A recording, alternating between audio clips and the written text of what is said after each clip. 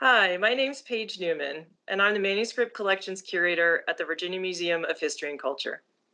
Hi, and I'm Laura Stoner, the William B. and Sallie Thalhimer Senior Archivist at the VMHC.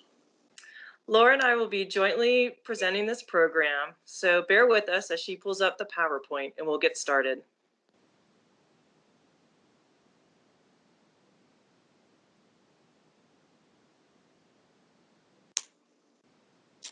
Welcome to Curators at Home, a series where we uncover the real stories and real people behind Virginia's history. The museum may be closed for now, but we're still here for you to enrich your life by preserving and sharing the story of Virginia. If you haven't already seen what we have to offer, go to virginiahistory.org/at-home to enjoy a curated selection of free digital resources, including podcasts, webinars, virtual tours, and hundreds of recorded lectures. None of the work that we do would be possible without the generous support of our members. The Virginia Museum of History and Culture doesn't receive state operating support, and it's through private donations that we're able to preserve and share Virginia's story and offer programs like this. If you have any questions or comments, please leave them in the comments section and we will be sure to respond in the coming days. Today's program is A Letter is Worth 1,000 Words, Archives and Archiving. This is our building. We really miss it. We're hoping that you will be able to come visit us soon. We are sad to be away from our collections and not processing, as you can see from this meme. We continue our work in virtual and digital capacities, but we cannot wait to physically return to the VMHC collections. We are also working to document the story of COVID-19 in Virginia. Consider sharing your story by submitting images, videos, or your thoughts and experiences during this time. To share your story, please visit virginiahistory.org. We are going to give you a whirlwind overview of archives and archivists before we feature some of our collections. Here is a look at our storage area. Collections are kept in compact shelving located to the right to maximize space. Education. There are many avenues to becoming an archivist. Among the 3 archivists/manuscript curators on staff at the VMHC, we all have master's degrees. Some have library science or information science degrees. Some have liberal arts master's degrees in subjects like art history and history. And one of our staff members has both. Here you can see examples of the different types of items in our collection. We collect letters, personal family papers, business records, maps, architectural drawings, and more. We are always looking to expand our collection of Virginia and the people who live in the Commonwealth. 2 guiding principles archivists follow are provenance and original order.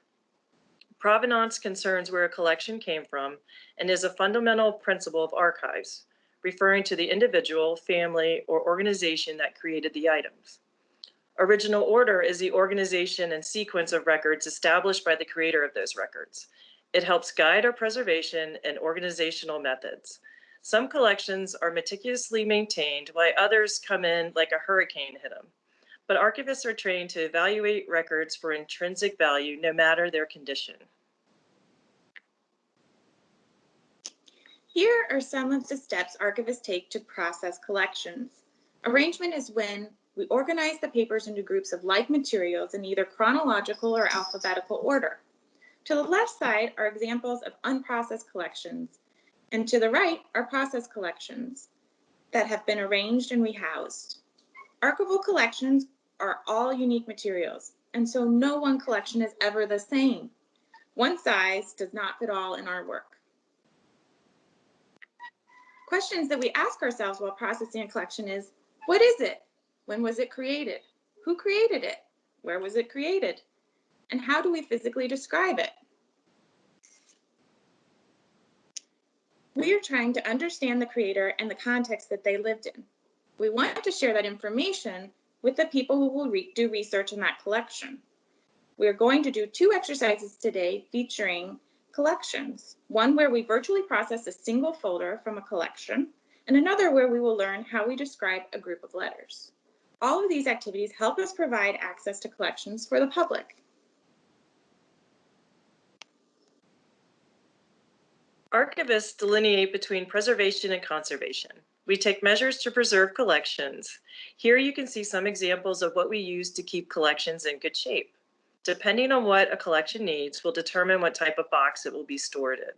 Larger items such as diplomas or oversized certificates tend to be stored in a flat file box. Legal and letter size correspondence or documents are usually stored in a folder and placed in a clamshell or record center box. The micro spatula is useful for removing staples, labels, or adhesive tape. Here are some examples of conservation. Paper can be mended or encapsulated. Two of the items show mylar sleeves, which helps to stabilize and protect. Tape and other sticky elements can be removed using chemicals or that handy micro spatula. We depend on our staff conservator to perform these tasks on our paper collections. So now we're going to look at a folder from a large collection that is a hybrid corporate and personal paper collection. This is a photo of the actual folder. Notice that it has tears from how brittle and acidic the paper has become over time. This is one of the reasons why we folder papers with acid-free folders. So here's the background of where the folder came from. It belongs to Jon Stewart Bryant, aka what we would call the creator of the collection, publisher of the Richmond News Leader, subsequently Media General. He was influential in historical groups like the Virginia Historical Society, also known as the VMHC now. He would eventually become the president of William and Mary in 1934 and served as a rector of the University of Virginia. This is just one folder of a collection that is over 50 boxes of Bryan family papers and business records. The Bryan family has many collections in our repository and at other institutions. The folder is labeled Marshal Pétain or Marshal Pétain. I don't speak French, so please forgive all of my pronunciations.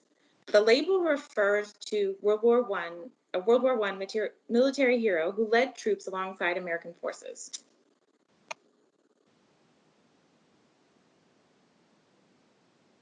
So here is an original order clue that's in the folder. Jon Stewart Bryant's secretary, or another figure, maintained an organizational system where they assigned a number to correspondence and their papers using a number. We do not know if this happened as the correspondence was received or if it was organized this way after Mr. Bryan's death. In this folder, correspondence related to Pétain was marked with a 27. When we first open the folder, we will find two letters in French from 1932. I did not transcribe or translate these letters fully, but I understand them to be letters from aides of Pétain or part of his delegation. One letter written by Commandant Lanoret is talking about looking to recover the names of soldiers who fell in Virginia during the Revolution. The other letter from Capitaine de Lepine corresponds about famous visitors and General Lee. Notice the 27s in the upper left-hand corners of the letters. Archivists are constantly weighing the information we can find about a collection and the research we can conduct versus the amount of time we have to process a collection. You could spend years transcribing and translating text and doing research, but when processing large collections, sometimes we just have to get the basics down and let the researchers do the deep research later. Here is another clue. Notice the 27 in the left-hand corner on the calling card for Captain Le Pen, and it notes that he is an aide to Pétain. The second big thing in the folder is a program of Marshal Pétain's address at Yorktown on October 17, 1931. It's printed in English and French. The program is signed by Pétain to Mr. Bryan. The address is delivered at the sesquicentennial celebration of the Battle of Yorktown. The governor of Virginia, John Pollard, and U.S. President Herbert Herbert Hoover attended the 4-day event where Colonial National Historical Park was dedicated. The third item you will notice in the folder is the Coup du Yorktown Parser Van Malo from 1918. That translates to Those of Yorktown by Sir Van Malo. A subtitle inside on the title page states uniforms and flags from the official documents of the time. And then further in, we will see an English version of the text that says the Men of Yorktown. And this publication has some really pretty prints of the soldiers from the Revolutionary War. And so I thought I'd show you a couple of the pictures. There's a nice soldier and a map of the route that the battle took. The last letter in this one folder is from General John J. Pershing, which was dated in 1932. And within the letter, he asked for Mr. Bryan's help in raising money for the construction of the Washington National Cathedral. Another background clue that we can offer is that General John J. Pershing and Marshal Pétain led troops together in World War I, and they knew each other, as you can see in this picture. So now you be the archivist. Given the information, how would you organize the items in this folder? Feel free to pause our program and give it some thought before I let you know how we ultimately decided to organize the folder. In a postscript, this is a little simplification of history, but for sake of time, Marshal Pétain fell from grace when he led Vichy France in World War II, which was sympathetic to the Nazi German occupation of France. Pétain was put on trial for treason in 1945 and received a death sentence. But given his age and service in World War I to France, was sent to prison by de Gaulle for the rest of his life. So how is the folder ultimately organized? I separated the John J. Pershing letter into a folder I labeled Washington National Cathedral 1932, with a note that it includes a Pershing letter. The remaining items were placed in a folder labeled Sesquicentennial of Yorktown, 1931 to 1932, which includes a note about Marshal Pétain, which I hope brings the major historical figures of these items to the forefront for researchers. We have practices to follow, archivists have practices to follow, but there are many caveats to those best practices. In this case, we decided to break with the original order and reorganize the file so prominent figures in history could be highlighted for access. It's my guess that the Pershing letter was misfiled because it did not have a 27 marked in the corner, and it had nothing to do with Yorktown. Now let's move on to description with our manuscripts curator, Paige. So let's do description. When materials are accepted into our collection, we do a quick survey, then we move on to processing, and part of processing is describing the materials. Typically, in archival work, description is the process of creating a finding aid or other access tools that can help a researcher find information easier. A finding aid provides an overall view to a collection, but can include details about specific subjects and people within it. The type of description we're going to delve into today is what we call item level description, or we'll call it letter level. This exercise will focus on details and pull out information that helps us understand what is going on in the lives of those writing the letters. We'll look at the letter itself and see what information we can glean to make an informed description.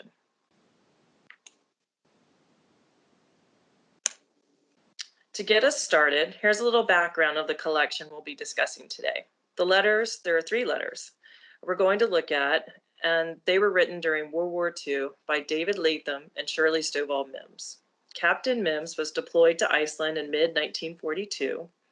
Later in the war, he managed the Army's press relations in northern France and Belgium. I understand as we look through these letters, you may not be able to read the print. I'll be reading snippets which have details that would be added to the description of this collection. Let's take a look at the first letter. What do you notice first? If you're looking at this letter in our library, you would notice it's about the size of a postcard. But why? At the bottom, you can probably make out Vmail typed in the black box. Vmail was short for Victory Mail. It was used by the US during World War II as a primary and secure method to communicate with soldiers stationed abroad. This letter is from Latham to Shirley.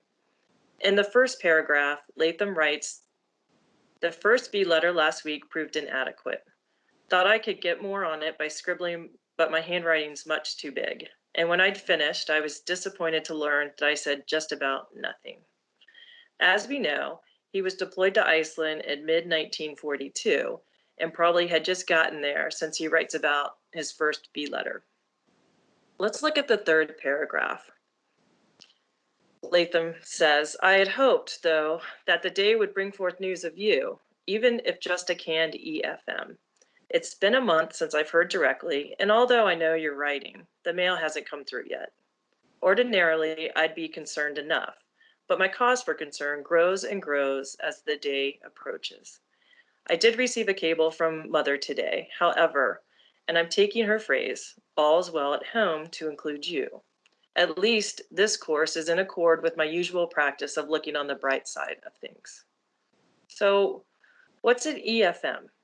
EFM stands for Expeditionary Forces Message, introduced to the British and later American troops in World War I. The sender could select up to 3 stock phrases or sentences, each of which had a code number. The numbers were then transmitted. On the receiving end, the message was translated and sent on to the recipient by mail rather than by messenger. And Latham wrote, "My cause for concern grows and grows as the day approaches." Are they expecting their first child? Let's find out.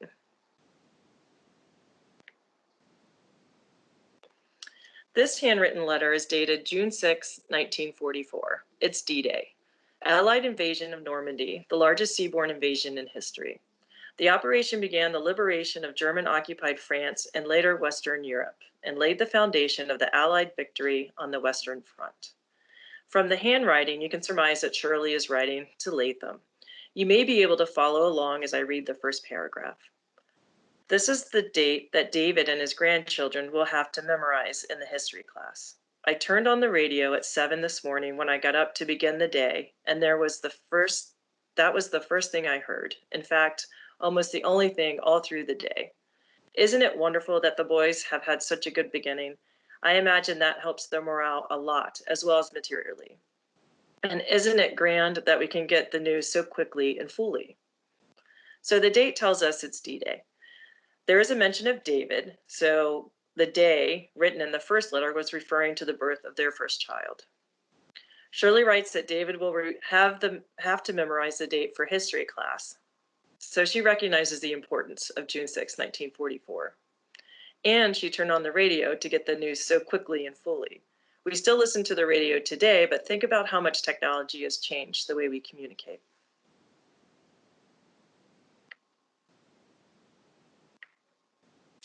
This typewritten letter has some words that have been marked out, but those were done by Latham.